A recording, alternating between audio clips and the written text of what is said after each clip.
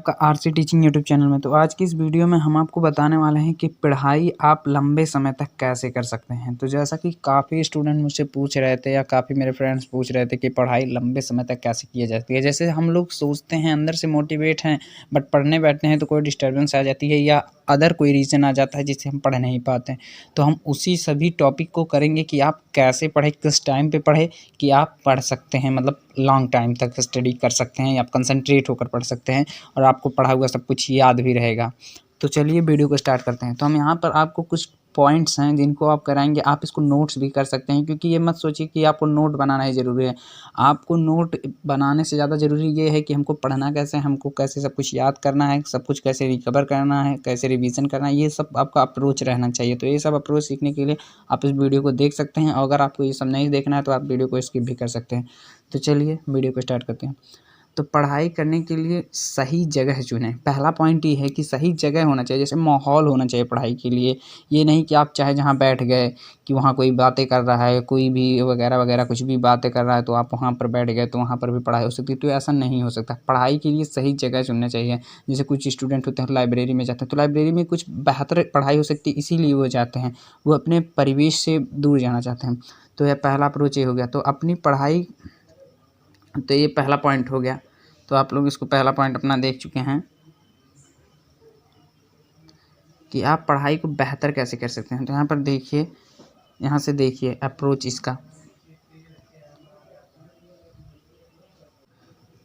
तो पहला पॉइंट है कि आपकी जो पढ़ाई है वो आपके परिवेश पर निर्भर करती है कि आपका पर्यावरण, वहाँ का पर्यावरण कैसा है। तो अपनी पढ़ाई, तो पहला पॉइंट यहाँ पर हम देखेंगे, इस पर डिस्कस करेंगे और आप लोगों को बताएंगे। तो यहाँ है, अपनी पढ़ाई आपके परिवेश और वातावरण पर निर्भर करती है, इसीलिए सही जगह का चुनाव करें और बहुत आवश्यक है। सही जगह का चुनाव करना बहुत आवश्यक है। जगह को चुनाव करते समय इन बातों का ध्यान दें। तो यहाँ पर जो पॉइंट नोट हैं इनका हम बात करें, आप इसको नोट भी कर सकते हैं। तो यहाँ पर देखिए, पढ़ाई के लिए शांत वातावरण हो, पहला पॉइंट हो गया। दूसरा पॉइंट है बैठने के लिए अच्छी कुर्सी या टेबल का। आप कभी भी सोकर पढ़ाई ना करें फ्रेंड्स। आप सोकर पढ़ाई करते हैं तो आपको लर्न भी नहीं होता, सिर्फ आपका माइंड बहुत ही स्टेबल आप फील करता है, आप कंफर्ट फील करता है, इसीलिए आपको नींद आ जाती है, आप पढ़ाई कर नहीं पाते। और नेक्स्ट है, किताबों को अच्छे से रखने की सुविधा हो। मतलब किताबें जो हैं उनको अच्छे से रखने की सुविधा अगर आपके सामने रहेगी, तभी आप पता चले बुक को कैसे कभी उठा के पढ़ रहे, कभी इधर करके कभी उधर करके, उसको पहले टेबल पर रख कर पढ़ेंगे तो आप उसे ईजिली पढ़ सकते हैं। और उसके बाद उस कमरे से बाहर डोंट डिस्टर्ब का बोर्ड लगाएं। मतलब कमरे से बाहर, मतलब कि आप वहाँ पर लगा सकते हैं कि जैसे कोई भाई मेरे को डिस्टर्ब नहीं करेगा, कि कोई आ गया ये काम कर दो, वो काम कर दो, इधर आ लो, इधर बुला लो, उधर लगा दो बोर्ड, कि ताकि कोई आवाज़ भी ना दे, ताकि आपका कंसंट्रेशन जो है वो, मतलब कंसंट्रेशन आपका वो ख़त्म ना हो, ताकि कोई भी आवाज़ करे तो कोई आवाज़ ही ना करे। जब ये बोर्ड लगा दे रहेंगे कि don't disturb, do not disturb लगा देंगे तो कोई भी डिस्टर्ब आपको नहीं करेगा। तो इसीलिए यहाँ पर ये पॉइंट दिया गया है। उसके बाद नेक्स्ट पॉइंट है, पढ़ाई करते समय परिवार वालों से कहें कि वह आपके कमरे के बाहर ना आएँ। कमरे में बार बार ना आएँ, मतलब कमरे के बाहर ना आएँ, मतलब गेट पर ना आए, कमरे में बार बार ना आएँ। पहले तो पढ़ाई करते समय आप दरवाज़े को लॉक कर सकते हैं। अगर लॉक नहीं करते तो बोल दीजिए कि आप हमारे कमरे में मत आइए। अपने फैमिली से जो आपको डिस्टर्ब करता है, अपने फ्रेंड से, मतलब किसी से बोल सकते हैं। और नेक्स्ट टॉपिक की ओर बढ़ते हैं।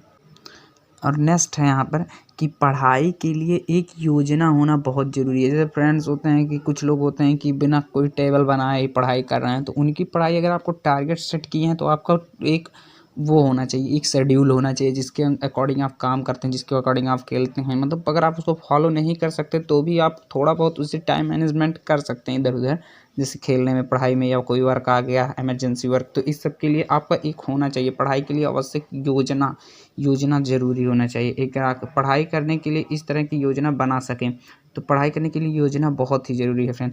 उसके बाद नेक्स्ट देखेंगे यहाँ पर, हर दिन पढ़ाई करने के लिए एक टाइम टेबल चार्ट बनाएं। मतलब मॉर्निंग में आपको उठना है, जैसे आप ब्रश करते हैं वैसे आपको एक चार्ट भी बनाना है, मतलब एक टेबल भी बनाना है कि हमें आज इसी अकॉर्डिंग पढ़ाई करना है।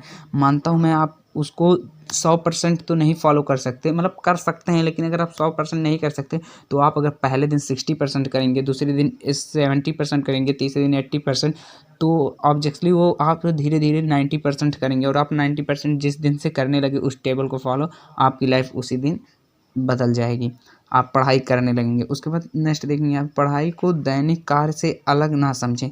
मतलब जैसे आप कोई काम करते हैं तो बोलते हैं कि हाँ पढ़ने के लिए मेरे को अभी ये कर लूँ, ये कर लूँ, वो कर लूँ, उसके बाद फिर पढ़ते हैं। पढ़ाई को आप कार्य समझिए कि मतलब हमारा टेम्परेरी का कार्य है। ये नहीं सोचेंगे कि ये काम कर लूँ, वो काम कर लूँ, फिर उसके बाद पढ़ाई करूँगा। इसको आप रियली डेली लाइफ का कार्य समझिए कि हाँ इसको मुझको बहुत ज़रूरी करना है। उसके बाद नेक्स्ट यहाँ पर है, पढ़ाई करने के लिए हमेशा उत्साहित रहें। तो उत्साहित कब रहेंगे, जब आप इसको इंजॉय लेकर पढ़ेंगे तब आप उत्साहित रहेंगे। जब अपने माइंड को कंसंट्रेट करके पढ़ेंगे तब आप उत्साहित रहेंगे पढ़ाई के लिए। और 45 मिनट से ज़्यादा लगातार पढ़ाई ना करें। तो ये है कुछ लोगों की ये प्रॉब्लम रहती है कि 45 मिनट से ज़्यादा वो बोर हो जाते हैं। तो मतलब ये वैज्ञानिक सच भी है कि आप 45 मिनट से ज़्यादा पढ़ाई ना करें, लेकिन तो अगर आप कर सकते हैं, आप लॉन्ग क्लास ले सकते हैं तो ज़रूर लें। आप पढ़ाई उससे ज़्यादा भी देर कर सकते हैं, लेकिन 45 मिनट का अप्रॉक्सीमेट अच्छा है आपके हेल्थ के लिए भी और आपके सब कुछ के लिए। पढ़ाई 45 मिनट से ज़्यादा ना करें। उसके बाद जिस समय पढ़ने में आसानी होती है उसी के अनुसार अपना समय चार्ट बनाएं। जैसे आपको लगता है कि मैं मॉर्निंग में सो जाता हूँ, मॉर्निंग में उठने का मन नहीं करता, तो फिर मॉर्निंग में अपना शेड्यूल कम बनाइए। उसके बाद आपको लगता है कि आप सुबह में उठ सकते हैं या सुबह में पढ़ सकते हैं या दोपहर में पढ़ सकते हैं, तो आपको मतलब जब आप कंफर्ट हो तब अपना टाइम टेबल बनाइए।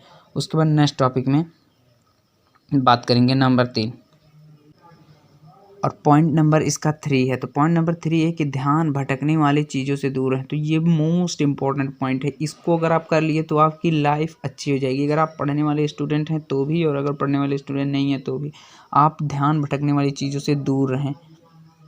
डिस्टर्बेंस डिवाइस, तो डिस्टर्बेंस डिवाइस क्या है? डिस्टर्बेंस डिवाइस फ़ोन है हमारा। डिस्टर्बेंस डिवाइस में 90% आपका फ़ोन है और 10% काम वगैरह कुछ भी है, बट 90% आई होप फ़ोन ही होगा आपका। तो अगर आप लंबे समय तक पढ़ाई चाहते हैं तो अपने सबसे पहले आपको ध्यान भटकने वाली चीज़ों से दूर रहें, क्योंकि इन चीज़ों से ही वजह से आपकी कीमती समय का बर्बाद होता है। जैसे आप शॉर्ट्स देखते हैं, कुछ फ्रेंड्स होते हैं जो शॉर्ट्स देखते हैं, इंस्टाग्राम की रील देखने में या फिर अदर यूट्यूब वीडियो देखने में सब अपना टाइम वेस्ट कर देते हैं। बट ऐसा आपको नहीं करना है, क्योंकि आपको डिस्टर्बेंस डिवाइस से दूर रहना है। मैं ये नहीं करूँगा कि आप उसको हमेशा के लिए छोड़ दीजिए बस, बट आप उसको अपनी नज़रों से दूर रखिए जिस समय आप पढ़ने जा रहे हैं।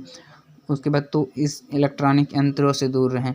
इलेक्ट्रॉनिक यंत्र, देखिए यहाँ पर इलेक्ट्रॉनिक यंत्र नोटेड भी किया गया है कि इलेक्ट्रॉनिक यंत्र हैं जो यही आपको डिस्टर्ब करते हैं। इसमें जैसे फ़ोन आ गया, आपका वॉच आ गया, आपका कुछ भी आ गया, आपका पर्सनल चीज़ आ गया, इसे भी आपको देखिए। आपको पेन वन भी ज़्यादा वैसा वाला नहीं लेना है कि आप उसी में 5 मिनट अपना लगा दिए, क्योंकि एक मिनट की भी वैल्यू है पेन देखने में कि हाँ मेरा पेन कैसा है, ये कैसा है, वो कैसा है। इसे कॉलेज से पहले दिन इन 8 बातों को ध्यान दें। तो जो मतलब ये तो बात हो गई जो कॉलेज जाते हैं स्टूडेंट उनके लिए होगी। तो आई होप कि हम कंपटीशन के स्टूडेंट अगर इतना सब कुछ फॉलो करते हैं तो उनको एक अच्छा लाइफ ना कर सकते हैं और अपनी पढ़ाई को वो कंसंट्रेट कर सकते हैं, अपनी पढ़ाई को और वो कंटिन्यू कर सकते हैं। तो आई होप आप लोगों को वीडियो पसंद आई होगी, और मैं ये वीडियो इसलिए बना रहा हूँ कि ताकि मेरे को अच्छा लगा कि मेरे पास कुछ पॉइंट्स हैं तो मैं इनको शेयर करूँ आप लोगों को। अगर अच्छा लगे तो आप लोग इसको भी देख सकते हैं पूरा, और अगर नहीं अच्छा लगे तो फिर कोई नहीं। इससे आप लोगों की, अगर आप इसको फॉलो करेंगे तो आई होप आप अच्छी पढ़ाई कर सकते हैं। और 1 हफ्ते के अंदर अगर आपने इसको फॉलो कर लिया तो मैं मानता हूँ आप अगर इसको 80% भी अपने लाइफ में इसको करते हैं तो भी आपको कुछ ना कुछ बेनिफिट इसका ज़रूर मिलेगा। तो अगर जो कॉलेज के स्टूडेंट हैं वो अगर कमेंट करेंगे तो उनके लिए भी नेक्स्ट पार्ट रहने वाला है। तो इसीलिए हम वीडियो को यहीं पर स्टॉप करते हैं। और जो कॉलेज के स्टूडेंट हैं या फिर स्कूल के स्टूडेंट हैं, बोर्ड की एग्ज़ाम की तैयारी कर रहे हैं, उनका भी पढ़ाई में कुछ कंसंट्रेशन भंग हो रहा है या फिर कुछ भी हो रहा है तो हम उसके लिए वीडियो बना देंगे नेक्स्ट में। तो अभी के लिए इतना ही। Thank you so much.